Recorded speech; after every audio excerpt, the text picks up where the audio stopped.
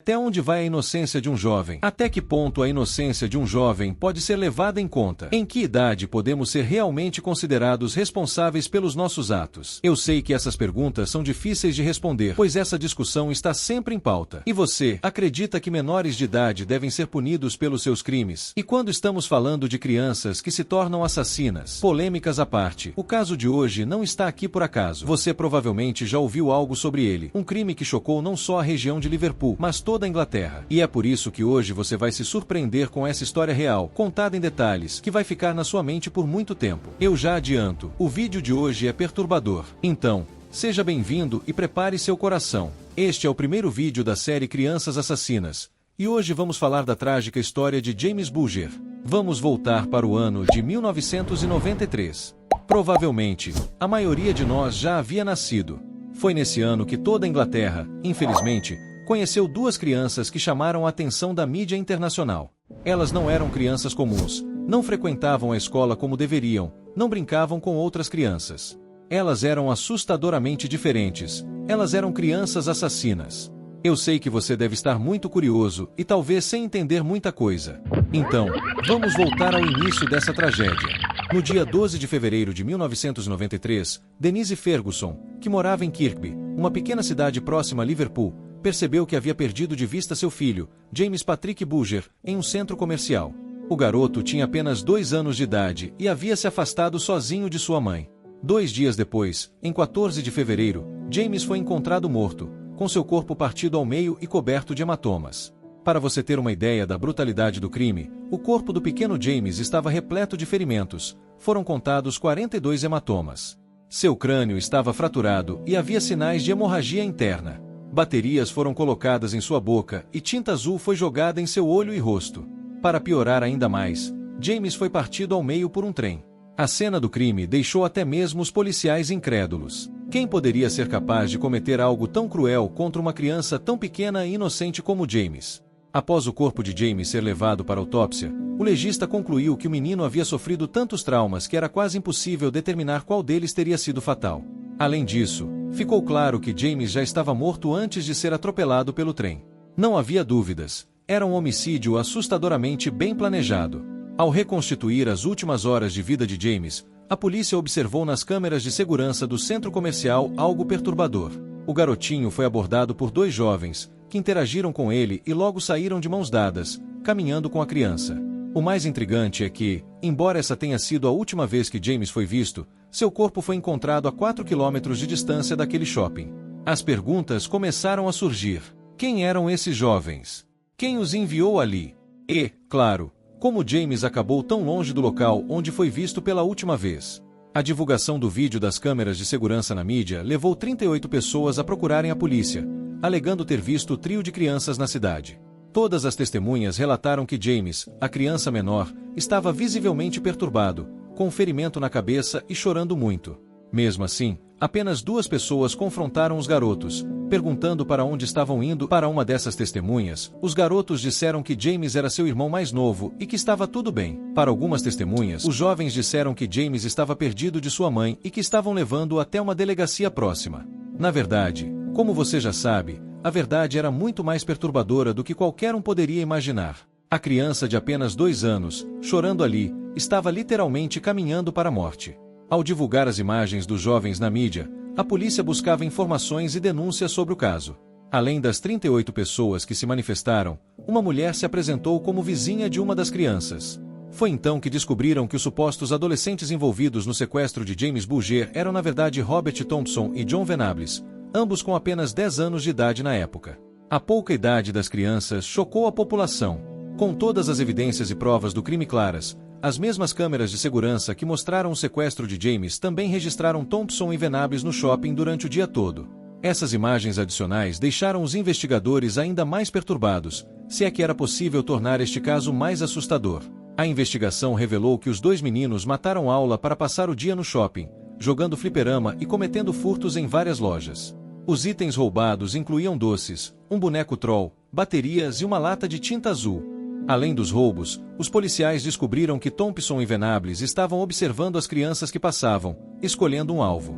Antes de levarem James, uma mãe testemunhou que ouviu os garotos dizendo: "Vamos pegar um deles", sem saber que estavam se referindo aos seus próprios filhos. A polícia inicialmente interpretou isso como uma possível tentativa de roubo, sem suspeitar que os garotos já haviam tentado sequestrar outra criança antes, e acabaram encontrando James, sozinho na porta da loja, à espera de sua mãe. Quando foram interrogados pela polícia, Thompson e Venables confessaram que haviam planejado matar uma criança naquele dia. Inicialmente, o plano era sequestrar um menino e jogá-lo nos trilhos para ver o trem passar. Foi só depois de saírem efetivamente com James do local que perceberam uma delegacia próxima e decidiram levá-lo para os trilhos da estação. Lá, confessaram ter torturado o garoto, que já chorava muito antes mesmo de chegar à estação, após percorrer 4 quilômetros e machucar a cabeça. No local, jogaram tinta azul roubada no olho esquerdo e no rosto de James, além de acertarem sua cabeça diversas vezes com tijolos e pedras. Pisaram em seu rosto, deixando marcas que coincidiam com o sapato usado por Thompson. Usaram também uma barra de ferro pesando mais de 10 quilos para espancar a vítima. As baterias foram colocadas na boca de James, como mencionado anteriormente, e a polícia também suspeitou de violência sexual, pois as roupas do garoto foram encontradas retiradas. No entanto, os dois se recusaram a fornecer detalhes sobre qualquer possível abuso. Após essa covarde e chocante sessão de tortura, os dois meninos, lembrando que tinham apenas 10 anos na época, colocaram o corpo da pequena vítima sobre os trilhos do trem para simular um acidente. Como mencionado antes, um trem passou e dividiu o corpo de James em 2 partes. Desde o início, a polícia sabia que se tratava de um homicídio. Após a descoberta de todos esses detalhes, o caso recebeu ainda mais atenção da mídia. O título de 2 crianças assassinas, sem dúvida, foi uma manchete que ecoou profundamente. Falando agora do julgamento dos garotos, posso adiantar que o caso gerou comoção geral. Os trilhos onde o corpo de James foi encontrado foram cobertos por buquês de flores, e cerca de 500 manifestantes se reuniram na porta do tribunal para expressar sua indignação com o caso. Até então, as identidades das 2 crianças infratoras não haviam sido reveladas, sendo mencionadas apenas como criança A e B.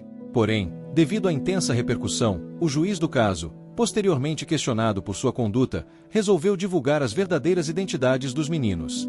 Thompson e Venables foram acusados em 20 de fevereiro, exatos 8 dias após o crime ocorrer. Entretanto, foi somente em 1º de novembro do mesmo ano que eles foram definitivamente sentenciados. Durante esse período, toda a Inglaterra estava em debate sobre qual seria a punição adequada para os jovens infratores.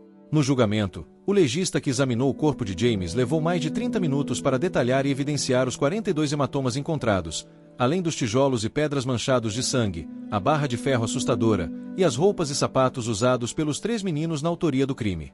A culpabilidade da improvável dupla, 2 meninos de apenas 10 anos, não foi contestada. O que se discutia naquela altura era qual seria a punição justa para o caso.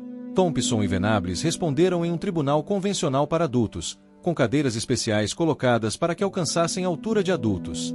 Durante o julgamento, os 2 garotos não puderam ficar ao lado de suas famílias, acompanhados apenas por assistentes sociais. Apesar disso, seus familiares estavam presentes. O principal advogado de acusação, Jorge Henrique, não teve dificuldade em refutar a possível defesa conhecida como princípio do inimputável, que argumenta que crianças dessa idade são completamente incapazes de compreender e se responsabilizar por seus atos.